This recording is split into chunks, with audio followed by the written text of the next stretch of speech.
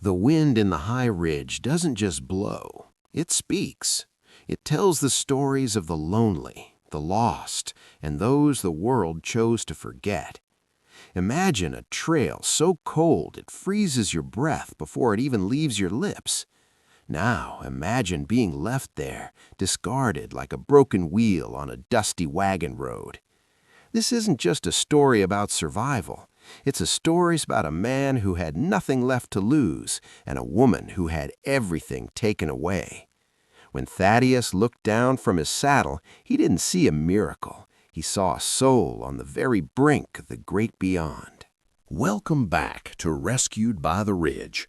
If you find peace in these tales of the Old West and the strength of the human spirit, please subscribe and hit the bell icon. Your support helps us keep these legends of redemption alive. Now, let us travel back to the mountain. Thaddeus felt the change in the air long before he saw the clouds.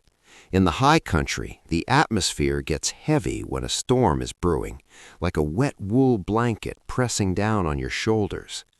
The old-timers call it a blue norther when the sky turns that bruised indigo color. He watched a flock of mountain jays darting toward the lower valleys. Birds are the best barometers the frontier has to offer. They never wait for the first flake to fall before they seek the shelter of the deep hemlock groves. His horse, a sturdy buckskin named Barnaby, tossed his head and let out a low, nervous huff. Barnaby knew the mountains better than most men. He knew that when the pine needles started to hum in the whistling wind, it was time to find cover. Thad was still 3 hours from his cabin. He had a heavy pack of supplies strapped to the mule trailing behind him, precious flour, salt, and a few jars of molasses. He couldn't afford to lose them to the ice. He pulled his coat collar up against the biting chill. The trail here was narrow, hugged on one side by a steep drop-off and on the other by thick, tangled sagebrush. The world felt empty, a vast stretch of gray and brown. That was when he saw it. It wasn't a fallen branch. It wasn't a deer that had succumbed to the winter. It was a flash of pale color against the dull, dark rocks. Thad slowed Barnaby to a walking pace. His heart hammered a slow, heavy rhythm against his ribs. Out here, a stranger on the road usually meant trouble. But as he got closer, he realized there was no horse nearby, no wagon, no footprints leading away. There, curled in the dirt at the edge of the ridge, lay a woman. She was wearing a dress of fine calico, now tattered and stained by the mountain soil. Her hair was a tangled mess of gold and grit, covering her face like a veil. She looked small, entirely too small for this vast, uncaring landscape. She wasn't moving. Thad dismounted. His boots crunched on the frozen ground, the only sound in the sudden, eerie silence of the mountain. He knelt beside her, his large, calloused hands trembling slightly. He didn't see a wagon accident or a fallen horse. He saw the marks of a struggle, the kind that happens when the world is cruel. He reached out, his fingers hovering near her neck, praying for a spark of warmth as the first white flake of snow drifted down from the sky. The first snowflake landed on her pale cheek and didn't melt. For a heartbeat, Thaddeus felt a cold lump of dread in his own chest. He pressed 2 fingers against the side of her neck, right beneath the jawline. He waited, holding his own breath. Then he felt it, a faint, fluttering rhythm like the heartbeat of a trapped bird. She was alive, but only just. The wind began to howl through the narrow passes, a sound the mountain men call the lonesome whistle. Thad knew he had minutes, not hours. In the Old West, the greatest killer wasn't the wild animals or the outlaws. It was the drop in temperature. When a person's body heat falls, the blood retreats to the core to protect the heart, leaving the limbs heavy and useless. He had to get her off the ground. "Easy now, girl," Thad murmured. though whether he was talking to the woman or his horse, he wasn't sure. He couldn't simply throw her across a saddle. Her breathing was too shallow, and the mountain trail was too steep for a precarious ride. He reached for the lengths of hemp rope and the sturdy canvas tarp he kept rolled behind his saddle. To survive in the high ridge, a man had to be part engineer and part pack mule. He cut 2 straight, thick limbs from a nearby fallen pine to create a makeshift travois, a traditional hauling frame used by the indigenous tribes and early scouts. He lashed the poles to Barnaby's harness, letting the ends drag on the ground. He lined the canvas with his own heavy buffalo robe, a thick layer of fur that held the heat better than any wool. With a grunt of effort, he lifted her. She was light, far too light for a grown woman, as if the hardships of her journey had whittled her down to nothing but spirit and bone. As he settled her into the furs, he noticed her fingers were turning a dangerous shade of blue. He took off his extra pair of dry wool mittens and pulled them over her hands. "Hold on. The ridge is a hard place to live, but it's a peaceful place to heal."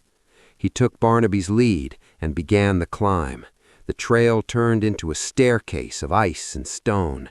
Every step was a battle against the gravity of the mountain and the biting teeth of the gale. Thad didn't ride. He walked ahead, leading the way, his boots digging into the scree. He watched the woman behind him, ensuring the travois didn't bounce against the jagged rocks. The snow was falling thick now, turning the world into a wall of white. His own cabin was tucked away in a high fold of the mountain, a place where the timber grew thick enough to break the wind. He pushed upward, his lungs burning with the thin, freezing air, knowing that if they didn't reach the tree line before the sun fully dipped, the mountain would claim them both. The heavy timber door of the cabin groaned as Thaddeus kicked the snow away from the threshold and pulled the travois inside. The air in the room was stale and cold, but it was dry. That was the first victory. In the wilderness, dryness is the difference between life and death. He didn't stop to take off his own ice-crusted coat. Instead, he went straight to the hearth. He knelt before the blackened stones of the fireplace, his fingers stiff as he struck a match against a piece of flint. He fed the tiny flame with dry pine needles and shavings of cedar. In the Old West, cedar was a woodsman's best friend. Its natural oils allowed it to catch fire even when the air was damp. Soon the orange glow began to dance across the log walls, and the room filled with the scent of wood smoke, the smell of safety.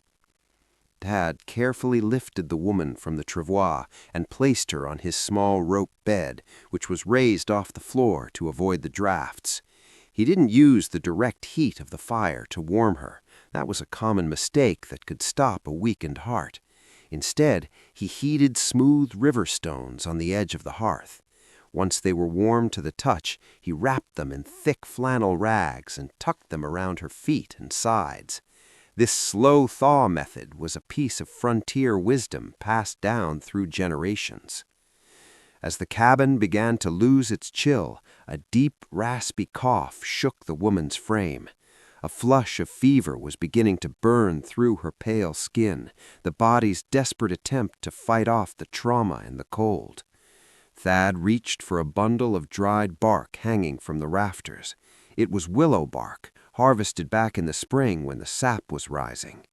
For centuries before modern medicine arrived in the high country, mountain dwellers used willow bark because it contained salicin, a natural precursor to what we now know as aspirin. He crushed the bark into a fine powder and steeped it in a tin cup of boiling water. The tea was bitter, but it was the only thing he had to break the grip of a fever. He sat on a low stool by the bedside, supporting her head with one hand while he coaxed a few drops of the dark liquid between her cracked lips. "Drink, little bird," he said softly. Her eyes didn't open, but she swallowed instinctively. Outside, the storm shrieked against the logs, trying to find a way in. But inside, for the first time in a long time, The cabin felt like more than just a shelter. It felt like a sanctuary. He watched the rise and fall of her chest, wondering what kind of man could leave a woman to the mercy of the mountain. The night was a long, heavy tug-of-war between the living and the shadows. Thaddeus didn't sleep. He sat in his rocking chair, the rhythmic creak of the wood keeping time with the howling wind outside. He watched the woman, Lydia, as the willow bark tea began its work. The harsh, ragged edge of her breathing finally smoothed out, settling into the deep, heavy rhythm of true exhaustion. It was just as the first gray light of dawn began to seep through the frosted window panes that she finally stirred. Her eyelids fluttered, then flew open. They were a piercing, startled blue. For a moment she stared at the rough-hewn beams of the ceiling, her mind clearly lost in the fog of the past few days. Then the memory of her ordeal seemed to hit her all at once. She gasped, a sharp, panicked sound, and tried to bolt upright, but her body was a mutinous thing, weakened by the cold and the miles. "Easy now," Thad said, his voice dropping into a low, steady rumble. He stayed exactly where he was, 3 feet away in the chair. He didn't reach for her. He knew that to a frightened animal, or a frightened human, a reaching hand looks like a claw. "You're in the high ridge. You're safe. The storm stayed outside, and so has whatever you're running from." Lydia's gaze snapped to him. She pulled the buffalo robe up to her chin, her knuckles white. Her eyes darted around the cabin, taking in the dried herbs, the stack of firewood, and the heavy iron skillet by the hearth. She was looking for threats, but she was also looking for an exit. Who are you?" she whispered. Her voice was barely more than a rasp, her throat still raw from the mountain air. "Just a man who didn't want the crows to have a job yesterday," Thad replied with a small, tired smile. "My name's Thaddeus. You're in my home. There's a pot of bone broth warming on the coals. It's got onion and wild carrot in it. Best thing for a body that's forgotten how to be warm." In the Old West, starvation fever was a real danger for those lost in the wild. When the stomach goes empty for too long, the body begins to shut down. The best remedy wasn't a heavy meal, but a slow reintroduction of nutrients. Lydia didn't relax, but the wild, frantic look in her eyes softened into a wary caution. She looked at Thad's large, scarred hands, then back to his face. She saw the exhaustion in the deep lines around his eyes. She realized then that this man had stayed awake all night just to keep the fire going for her. She didn't say her name yet. Trust is a slow-growing crop in the high country, but she reached out a trembling hand toward the cup of broth. The days that followed were measured not by the ticking of a clock, but by the shifting of shadows across the cabin floor. In the high country, wintertime moves like cold molasses, slow, thick, and heavy. Lydia remained in the bed for the first 3 days, her body finally surrendering to the deep fatigue that follows a brush with death. She spoke very little, and Thaddeus didn't press her. He knew that some wounds weren't on the skin, and those took a different kind of medicine to heal, the medicine of time and quiet. Thad kept himself busy with the endless chores of a mountain homestead. Survival in the 1800s was a full-time job, especially when there were 2 mouths to feed instead of 1. He spent his mornings splitting seasoned lodgepole pine. The rhythmic thwack of the axe echoed through the crisp air, a sound that Lydia watched from the small window. To her, that sound wasn't a threat. It was a heartbeat. It meant the fire would stay hot. It meant the man who saved her was still there, guarding the perimeter of her new world. Inside the cabin, Thad moved with a deliberate gentleness. He showed her how he maintained the mother flame in the hearth, never letting the coals die out completely, as striking a new fire in a damp winter was a luxury of time he couldn't always afford. He spent hours cleaning his gear, using a mixture of beeswax and tallow to waterproof his leather boots. "Water is the enemy of leather," he explained one afternoon, his voice a low hum in the quiet room. If you don't treat the hide, the frost will get in, freeze, and snap the fibers like dry twigs. You have to take care of what takes care of you." Lydia listened, her eyes following the steady movement of his hands. She began to notice the small things, the way he always left the door unlatched so she wouldn't feel trapped, and how he sat on the far side of the room to give her space.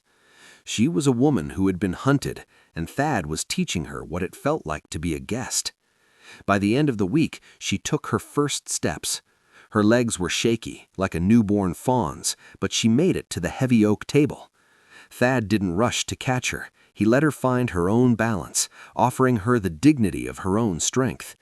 As she sat down, the silence between them changed. It was no longer a heavy, fearful thing. It was the silence of two people waiting for the spring. The feeling of uselessness can be a heavy burden for a soul trying to heal. Lydia had spent a lifetime being capable, and as her strength returned, the stillness of the cabin began to feel like a weight. She watched Thaddeus work until one morning she reached out and took a tangled mess of leather harness from the table. "I can't just sit and watch the dust settle, Thaddeus," she said. Her voice was stronger now, carrying a hint of the steel that must have kept her alive on that road. Thad looked up from the wood stove, a flicker of respect in his eyes. He didn't tell her to rest. He knew that for someone who had lost everything, the ability to contribute was the first step toward reclaiming their life. He sat across from her and handed her a stitching awl and a length of waxed linen thread. "A harness is only as strong as its weakest stitch," he said softly. He showed her the saddle stitch, a technique using two needles passing through the same hole from opposite sides. In the Old West, this was essential knowledge. Unlike a machine stitch, if one thread in a saddle stitch breaks, the rest of the seam holds firm. It was a lesson in resilience, one Lydia seemed to take to heart. As their hands worked the tough leather, the conversation began to drift into the shadows of the past. Lydia didn't speak of the blows or the fear, but she spoke of the betrayal. She had been a governess in a wealthy household back east, promised a new life and a partnership in a silver claim out west by a man she thought she could trust. But the partnership was a lie, a scheme to strip her of her meager savings and leave her where no one would find her. "He thought the mountain would finish his work," she whispered, her needle piercing the leather with a sharp pop. "The mountain doesn't take sides," Thad replied, his eyes fixed on his own work. "He was made of salt and wind. You were made of the ridge now." Educational value in the frontier wasn't just about survival skills. It was about the code of the West. It was an unwritten set of rules where a man's word was his bond and hospitality was a sacred duty. By teaching her to mend the gear, Thad was mending her spirit, showing her that even something torn and weathered could be made functional and even beautiful once again. The peace of the high ridge was a fragile thing, brittle as the thin layer of ice on the water bucket. It shattered on a Tuesday afternoon when the steady rhythm of Barnaby's grazing was interrupted by a sharp, rhythmic clatter. It was the sound of iron shoes on frozen stone, a sound that didn't belong to the mountain. Lydia froze, the stitching awl mid-air. The color drained from her face, leaving her eyes wide and dark like bruised violets. In the Old West, a visitor to a remote homestead was a rare event, often signaling news, trade, or trouble. Thaddeus didn't hesitate. He stood, his movements calm but deliberate, and moved toward the window. "Stay back from the glass, Lydia," he said, his voice dropping into a low, protective rumble. He didn't reach for a weapon. Violence was a last resort in a land where a single wound could mean a slow death. But he adjusted his heavy coat and stepped out onto the porch, closing the door firmly behind him. A lone rider appeared through the thinning pines. He was a deputy from the valley, a man named Miller, his face crusted with salt and his horse lathered in sweat. On the frontier, A lathered horse was a sign of a rider in a desperate hurry, a sight that always set a man's nerves on edge. "Thad," the deputy called out, his breath pluming in the cold air. "I'm looking for a woman. There was a wagon found overturned near the pass. We think she might have wandered off, or worse. The man she was with claims she took off with his gold in the middle of the night." Thaddeus leaned against the porch railing, his posture relaxed to hide the tension in his jaw. He knew the code of the West well. Hospitality was sacred, but so was the protection of those under your roof. To give her up to a man who had lied about her would be a death sentence. To lie to the law was a gamble with his own freedom. "It's a big mountain, Miller," Thad said evenly. "The snow's been coming down hard for days. If anyone was out there without a hearth, the ridge would have claimed them by now." He didn't lie, but he didn't tell the truth. He was practicing the art of mountain silence. He offered the deputy a cup of coffee and some dried jerky, the standard etiquette for any traveler, but he kept himself positioned directly in front of the door. As he watched the deputy ride back down the trail, Thad realized the world below hadn't forgotten about Lydia. It was just waiting for the snow to melt so it could come looking for her again. The sound of the deputy's horse faded into the white silence, leaving a heavy stillness in the cabin. Thaddeus stepped back inside, the cold air clinging to his wool coat. He found Lydia sitting by the hearth, her hands trembling so violently she had to clench them into fists. The lie the deputy told, that she was a thief, was a common tactic used by the powerful to hunt the vulnerable. In the territories, a woman's reputation was often her only currency, and her pursuer was trying to bankrupt her. "He's gone, Lydia," Thad said, walking to the stove to add a fresh log. "The snow will cover his tracks by nightfall. Up here, the only law that matters is the one we write for ourselves." As the deep winter settled in, the world outside became impassable. The big sleep had begun, a time when mountain dwellers had to rely entirely on their winter stores and their own company. For those who weren't prepared, this was a season of madness, but for Thad and Lydia, it became a season of discovery. To keep their spirits from flagging, Thad shared the more human side of frontier life. He showed her how to play fox and geese on a board carved directly into the tabletop, using dried beans and kernels of corn as playing pieces. He explained the educational value of these simple games, how they kept the mind sharp and the hand steady when the cabin fever tried to take root. They spent hours by the firelight. Thad spoke of his own past, how he had come to the ridge seeking a peace the cities wouldn't give him. He spoke of the wife he had lost to the scarlet fever years ago, a confession that made the cabin a little less lonely. In turn, Lydia began to bloom. She told him of the books she had read back east and the songs she used to play on a piano she would never see again. She realized that survival wasn't just about breathing. It was about the stories we tell to keep the cold at bay. One evening, she reached out and took Thad's hand. It wasn't a gesture of romantic desperation, but of profound gratitude. In the middle of a frozen wilderness, surrounded by miles of ice and the threat of a lie, something warm and genuine had taken root. Like the glacier lily that waits under the snow for the first hint of sun, Lydia's spirit was preparing to rise. The mountains have a way of holding on to winter until the very last second, then surrendering all at once. It started with a sound like a distant gunshot, the cracking of the ice on the high creeks. Then came the Chinook, a warm wind that swept over the peaks, turning the world into a rushing, dripping landscape of mud and hope. On the frontier, spring wasn't just a season, it was an opening of doors.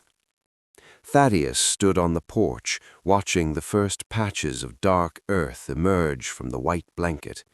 He knew what the thaw meant. The mountain passes were clearing, the stagecoaches would soon be running through the valley, and the world below would be reaching back up for what it had lost. "The road will be dry enough for travel in a week," Thad said, not looking back at the door. His heart felt as heavy as a waterlogged log. "I have enough silver put back to buy you a ticket on the overland stage. You could be in San Francisco or back east before the summer heat hits. You could find a life where nobody knows your name or the shadow of that man." Lydia walked out to stand beside him. She was wearing a coat she had mended herself, her face full and healthy from months of mountain air and steady meals. She looked at the trail, the same trail where she had nearly perished. In the Old West, the choice was a common crossroads. Many people came west seeking fortune, but stayed because they found a version of themselves they actually liked. "Is that what you want, Thaddeus? For me to be a ghost in a city full of strangers?" Thad turned to her. He thought about the silence of the cabin before she arrived, how he had mistaken loneliness for peace. He thought about the educational reality of the wilderness. It is a place that strips away everything until only the truth remains. "I want you to be free," he said simply. "I brought you here to save your life, not to cage it. But a man's home is only as warm as the person he shares it with." The choice wasn't just about a destination. It was about whether she would live as a victim of her past or an architect of her future. The valley offered safety in numbers, but the ridge offered a partnership built on a foundation of survival. Lydia looked at the melting snow and then at the large, honest hands of the man who had mended her broken spirit with nothing but willow bark and patience. The mountain didn't answer for Lydia. She answered for herself. She didn't look toward the valley where the stagecoach dust would soon rise. Instead, she turned her back to the horizon and looked at the small, sturdy cabin that had stood against the winter's rage. "I spent my whole life being told where I belonged, Thaddeus," she said, her voice echoing with a newfound clarity. "I was told I belonged in a schoolroom or in a marriage of convenience or left on a roadside because I was no longer useful. But for the first time, I found a place where I am needed, not because of what I have, but because of who I am." She stepped toward the small patch of turned earth near the porch. Thad had already begun the spring preparation, clearing the rocks to make way for a kitchen garden. In the Old West, a kitchen garden was a woman's lifeline, filled with hardy staples like turnips, potatoes, and medicinal herbs. To plant one was to make a vow to the land. It was a declaration that you intended to see the harvest. Thaddeus felt a weight lift from his chest that he hadn't realized he was carrying. He walked over to the shed and brought out a small wooden box. Inside were seeds he had carefully dried and saved from the year before. He handed them to her. "If we're going to stay," he said, the word "we" tasting like a victory, "we'd best get to work. The ridge is a demanding master, but it's a fair one." Together they knelt in the dirt. It was cold and damp, but beneath the surface it was thrumming with life. They spent the afternoon working side by side, their shadows lengthening across the meadow. There were no grand speeches, no dramatic vows. In the high country, love isn't a silver trinket. It's the calloused hand that holds yours when the wind screams. It's the shared silence of two people who have seen the worst of the world and decided to build something better. As the sun dipped behind the peaks, painting the sky in shades of copper and gold, the ridge no longer felt like a place of isolation. It felt like a fortress. Lydia looked at Thaddeus, and for the first time since she was a child, she didn't look back to see if someone was following her. She was exactly where she was meant to be. The flower in the frost had finally taken root. The wilderness has a way of stripping us down to our truest selves, and for Lydia and Thaddeus, it revealed a bond that no storm could break. We hope this story of redemption and the quiet strength of the Old West moved you today. What did you think of Lydia's choice? Would you have stayed on the ridge or sought the safety of the city? Let me know your thoughts in the comments below. I read every single one. If this story touched your heart, please hit the like button and share it with someone who needs a reminder that it's never too late to start over. Don't forget to subscribe to Rescued by the Ridge and check out our playlist for more tales of survival and love. Until the next trail, stay safe and be kind to one another.